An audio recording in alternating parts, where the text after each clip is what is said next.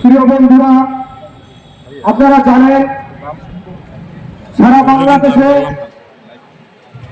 শুধু তুহিন নয়, বিগত দিনেও আপনারা জানেন যে বহুত সাংবাদিককে এভাবে হত্যা করা হয়েছে। আমরা যখন ফেসবুক খুললেই দেখি আমরা সাংবাদিককে হত্যা, সাংবাদিককে ঘুম, সাংবাদিকের নির্যাতন, সাংবাদিকের উপরে মামলা, এভাবে অনবরত চলতেই আছে। আপনারা জানেন দৈনিক প্রতিদিন পত্রিকার যিনি সম্পাদক খায়রুল ইসলাম রোহিত ভাইকে আপনারা চিনেন। তিনি এই পটুয়াখালীতে কিন্তু একাধিকবার রোহিত ভাই এসেছে। আজকে সকালে আমি রোহিত ভাইয়ের সাথে কথা বলেছি। তিনি অসুস্থ, তিনি বলছেন যে এই যারা তুহিনের খুনি, সেই খুনিদের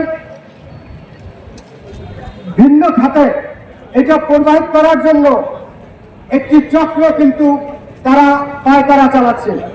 ইতিমধ্যে আপনারা দেখেছেন যে প্রশাসন ওই যে ঘটনাস্থল যেখানে তুহিনকে কুপিয়ে হত্যা করেছে তার 100 গজের মধ্যেই কিন্তু পুলিশ ছিল এবং ট্রাফিক ছিল।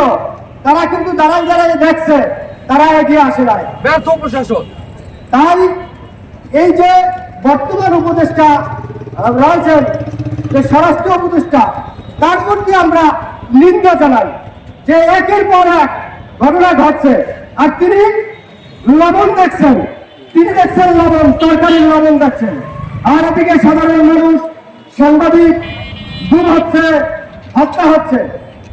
আরেকটি বিষয়, খায়রুল ভাইয়ের সাথে আমি কথা বলেছি।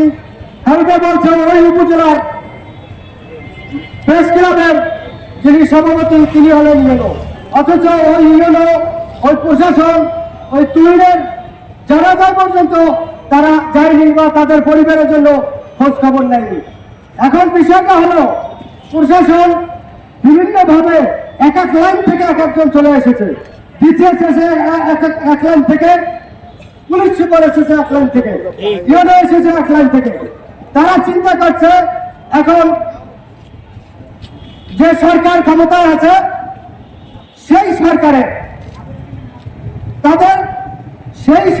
তারা তোষামন্দি করে তাদের দিনকে পার করছে। এবং তারা প্রত্যেকেই কিন্তু আপনারা জানেন যে বিভিন্নভাবে মোটা অঙ্কের টাকা দিয়ে জেলা প্রশাসক হয়ে এসেছেন, পুলিশ সুপার হয়ে এসেছেন, ইউনো হয়ে এসেছেন।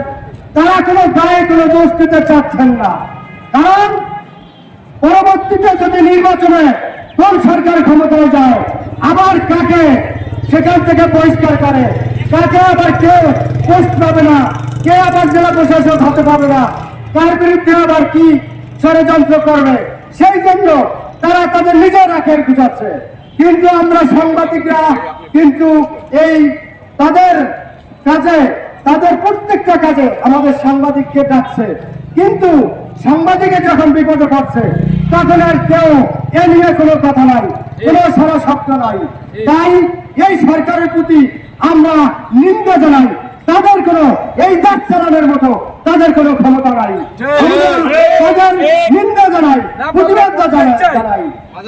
আজকে যারা এই সম্মেলনে, আজকে যারা প্রতিবাদ জানিয়ে এই